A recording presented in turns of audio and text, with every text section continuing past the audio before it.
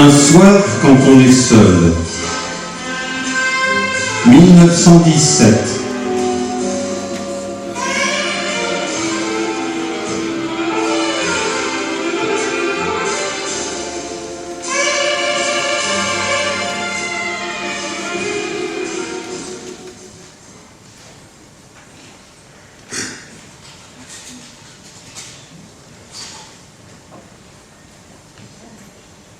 Tout seul, enfin, la liberté, l'exquise liberté, le silence absolu, le repos bien-aimé, le calme où rien ne vibre. En vérité, je n'ai vraiment l'impression que je suis libre que lorsque je suis enfermé. Que c'est bon de s'enfermer. Et d'ailleurs, s'enfermer n'est pas tout le terme. Lorsque je fais tourner la clé, ce n'est pas moi qui suis bouclé. Ce sont les autres que j'enferme. Il faut pouvoir ainsi s'évader à sa guise. On a tous besoin d'avoir son coin, l'endroit clos où jamais la pensée divise. Le petit coin tout près, très près, et dans lequel on est très loin. Là, je suis vraiment seul. Je peux gesticuler, je peux fumer, je peux bailler, je pourrais même travailler si j'en avais envie. Et je peux parler tout haut, je peux faire « Oh oh !» réciter le monologue de Charles Quint. Charlemagne, pardon, c'est voulte solitaire. M'apercevoir que de ces vers je n'en sais qu'un. Alors ma voix me taire. C'est aussi très bon de se taire. Je peux imaginer les choses les plus folles, que je n'écarte l'œil, que je suis espagnol, qu'un orchestre lointain, pour moi tout seul, joue un air tendre. Et me l'imaginer jusqu'au point de l'entendre.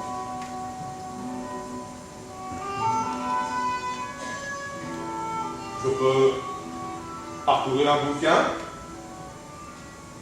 pendant quelques instants, ne pas le refermer, respirer une rose, tout doucement me promener de long en large et, tout en pensant à des choses, sourire en me voyant passer dans la glace, me regarder sévèrement, dire tout passe. Et puis je peux m'asseoir un instant dans un fauteuil bien enfoncé, me souvenir de mon passé. Et puis je peux penser. Pour bien penser, faire le noir. Mettre la main sur mes deux yeux, ne plus rien voir.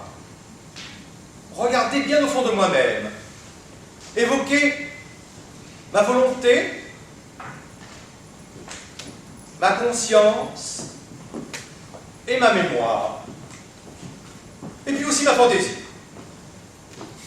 Les évoquer, non pas sous forme d'accessoires, les évoquer comme exactement ce soir je les vois, avec des yeux, des mains, des robes et des voix. Et maintenant, ouvrons les yeux. Les voilà bien toutes les quatre. Ma conscience à la fenêtre est accoudée, avec son teint d'albâtre et son air de goûter. Ma volonté, sur le divan, s'est assoupie, dans sa robe grisâtre.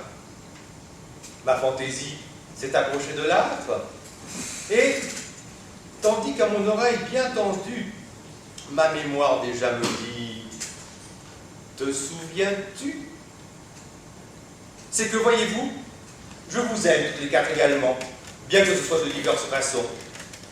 Toi, parce que jamais mémoire tu ne mens. Toi, parce que jamais ta conscience tu n'as tout à fait tort, tout à fait raison. Toi, ma chère volonté, parce qu'en toute saison, tu dors. Et toi, ma fantaisie? Tout simplement parce que je t'adore.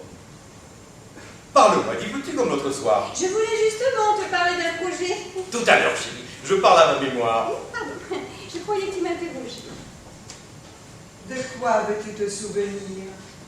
De ta jeunesse? Oui, j'aime assez me rajeunir. Le jour de ta naissance, on te fit la promesse. Ne va pas si loin, je t'en prie. En 97, c'était le jour des prix. Ne va pas si loin, je t'en prie. En 99, pour n'avoir pas appris, Ne va pas si loin, je t'en prie. Parlons de ma jeunesse et non de mon enfance. te souviens-tu de cette romance que l'on chantait en 1900? J'avais 15 ans. Ah, ça commence. Je me souviens de cette romance. Le refrain est agaçant. Mais va, continue encore un peu. Je peux, Parle. à la fin du mois d'août. À la fin du mois d'août. Enfin, je vois venir des souvenirs plus doux. Qu'est-ce que tu perdis, volage? Et tiens, pardi, j'en avais l'âge. Te souviens-tu de cette brune dont le corps était très mince et très fragile et dont les seins étaient si bien? Ah, je m'en souviens, oui. C'était vraiment très bien. Te souvient-il aussi de cette blonde grasse avec un petit nez très retroussé? Tu sais, peut-être un peu fané, mais qui ne manquait pas de grâce, ni de chien. Ah, s'il m'en souvient, elle avait autrefois dansé. Je l'appelais Nini. Ça n'a peut-être pas tout à fait bien fini, mais ça avait si bien commencé. Va, continue.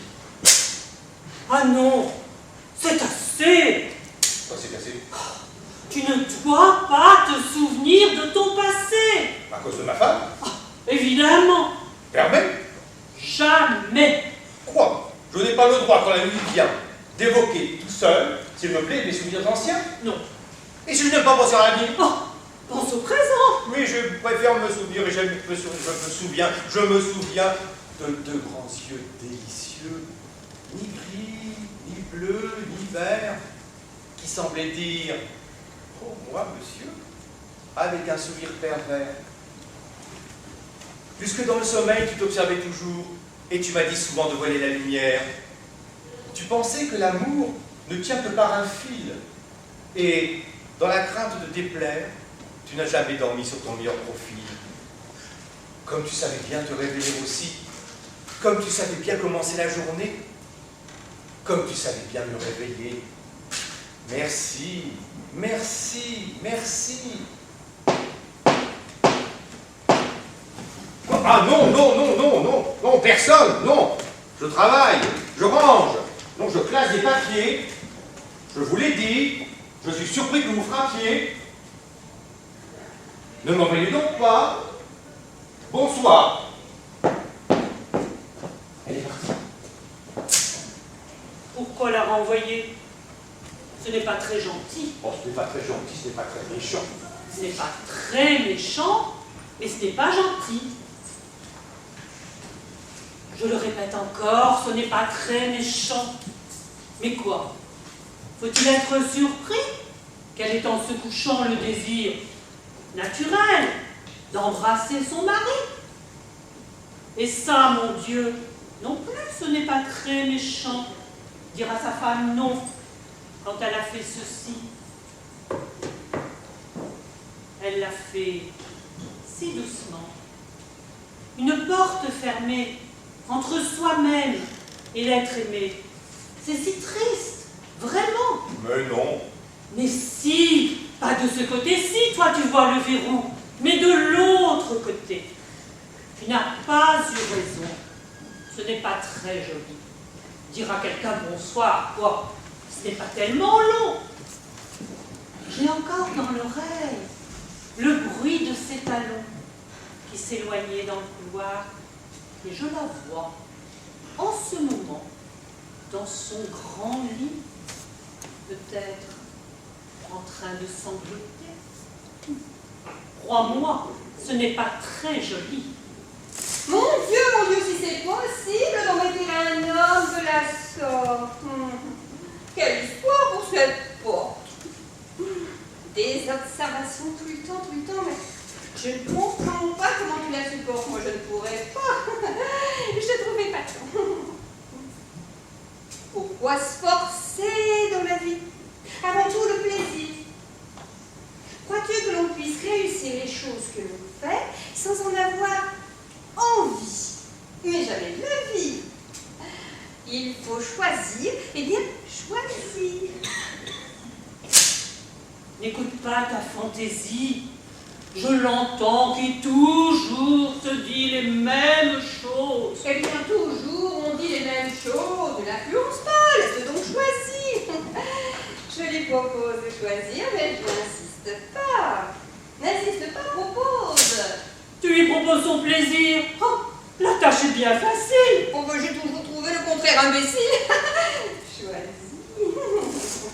Comme elle a dit le mot choisi. J'adore ta façon de prononcer TI. Je t'adore, ma fantaisie. Tu comprends si bien mes plaisirs, tous mes désirs et mes envies. Et sans jamais t'en supplier, comme tu sais bien te plier aux exigences de la vie. Comme elle a dit le mot choisi. Elle est exquise, dis vraiment. Des compliments, toujours. À toi les compliments. Oh. Il n'en fait qu'à sa fantaisie. Et vraiment, il peut s'en vanter. C'est bien joli de penser toujours à ton plaisir. Réveille donc ta volonté. Mais non, elle est éreintée. Va, laisse-la dormir. La réveiller? Pourquoi faire? Pour ce qu'elle m'a servi jusqu'ici dans la vie. Si ça pouvait servir à quelque chose encore, on pourrait s'en donner la peine. Mais ici-bas, tout est-il pas question de talent ou de veine? La vie est souriante au maussade, et c'est tout. Et c'est assurément facile d'avoir de la volonté pour 6 quand les choses vous réussissent. Plains-toi donc, je t'en prie. Mais je ne me plains pas, c'est toi qui m'injuries. Je l'injurais? Absolument. À l'entendre, on dirait vraiment que je suis un bandit, un être abominable. Je n'ai pas dit bandit. Mais parfois, je te trouve assez abominable. Comment peux-tu ne pas sentir en toi l'ardent désir de faire un peu plaisir et d'être serviable? Quoi? Tu n'es pas seul sur cette terre? Es-tu sorti de la crise de Jupiter? Tu fus toujours le même avec ceux qui t'aimaient. Tu ne fais jamais rien pour les autres. Jamais. Je ne fais jamais rien pour les autres. Jamais. Tu peux consulter ta mémoire. Je ne fais jamais rien pour les autres, c'est vrai. J'ai pourtant rendu service à bien des gens. Je me suis déplacé souvent pour des amis. Voyons, rappelle-toi, je vous de l'argent. Je me suis dérangé souvent. Eh bien, tu vois Moi, je vois pas. que ta mémoire est moins bavarde tout à coup. Ça prouve qu'il oublie les services qu'il rend aux autres. Voilà tout. Et je trouve, entre nous, que c'est bien plus joli que de s'en souvenir.